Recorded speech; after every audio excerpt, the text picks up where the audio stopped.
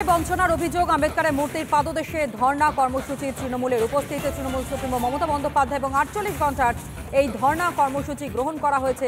ধর্ণামঞ্চে সেই ছবি দেখছেন রিপাবলিক বাংলায়। মমতা বন্দ্যোপাধ্যায় তিনি উপস্থিত রয়েছেন। অনুপম আমাদের সঙ্গে এই মুহূর্তে রয়েছে একেবারে সরাসরি। অনুপম, জানবো তোমার মধ্য দিয়ে এই মুহূর্তে সেখানে কি চলছে।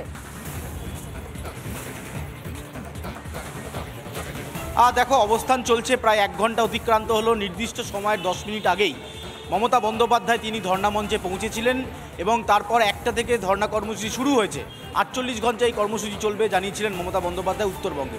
সেই মতো রেড রোডে তুমি দেখতে পাচ্ছ বি.আর. আম্বেদকরের মূর্তির একেবারে পাদদেশে মঞ্চ টাঙিয়ে তৃণমূল কংগ্রেস তারা এই ধর্ণা কর্মসূচি পালন করছে এবং তাতে ব্যানারে যে তারা যেটা লিখছে সেটা হচ্ছে কেন্দ্রীয় সরকারের বঞ্চনা মানছি না, মানব না। অর্থাৎ কেন্দ্রীয় সরকারের কাছে যে বকেয়া টাকা রয়েছে সেই টাকা কেন্দ্রীয় সরকার দিচ্ছে না বলে তৃণমূল এর আগে বারবার অভিযোগ করেছিল।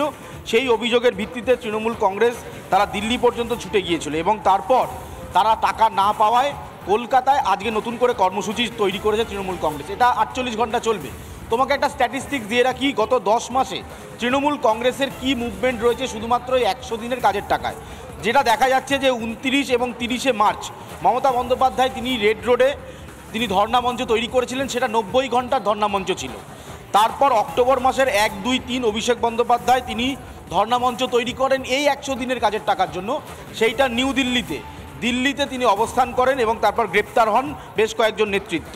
৫ই অক্টোবর এবং ৯ই অক্টোবর অভিষেক ব্যানার্জি তিনি ধর্ণামঞ্চ তৈরি করেন দিল্লি থেকে ফিরে এসে কলকাতায় ৫ তারিখ থেকে ৯ তারিখ, অর্থাৎ ৪ দিন একেবারে রাজভবনের উল্টো দিকে সেখানে অবস্থানে বসেন অভিষেক বন্দ্যোপাধ্যায়।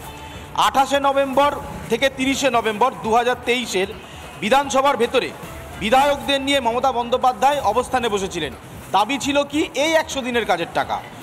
২০ তারিখ নভেম্বর মাসে মমতা বন্দ্যোপাধ্যায় প্রধানমন্ত্রীর সাথে দেখা করেন, দাবি কি ছিল এই ১০০ দিনের টাকা।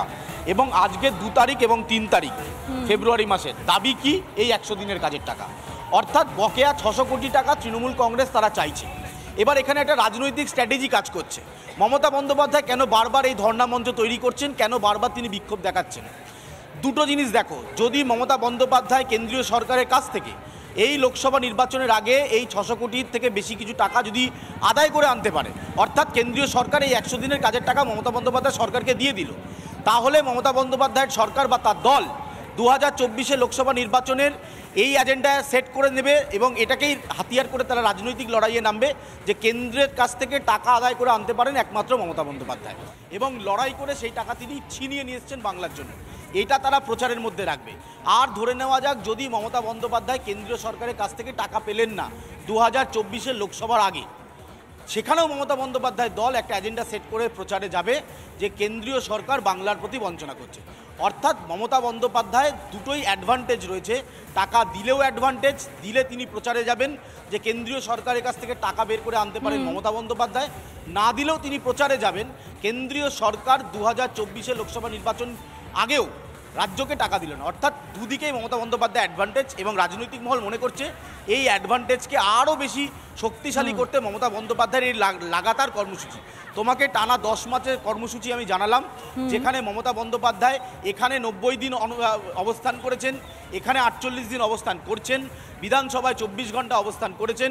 অভিষেক বন্দ্যোপাধ্যায় ৪ দিন টানা ৪ দিন তিনি রাজভবনের বাইরে অবস্থান করেছেন। অর্থাৎ তৃণমূল কংগ্রেস যে ১০০ দিনের কাজের টাকা কেন্দ্রীয় সরকারের কাছ থেকে আনতে চাইছে, এটা যেমন ১০০ দিনের কর্মীদের কাছে একটা বড় পাওনা, কিন্তু রাজনৈতিক প্রেক্ষাপট যদি দেখো, যদি রাজনীতির অ্যাসপেক্ট এটাকে ভাবো, তাহলে এটাতেও কিন্তু একটা বড় রাজনৈতিক খেলা রয়েছে, এমনটাই মনে করছে রাজনৈতিক।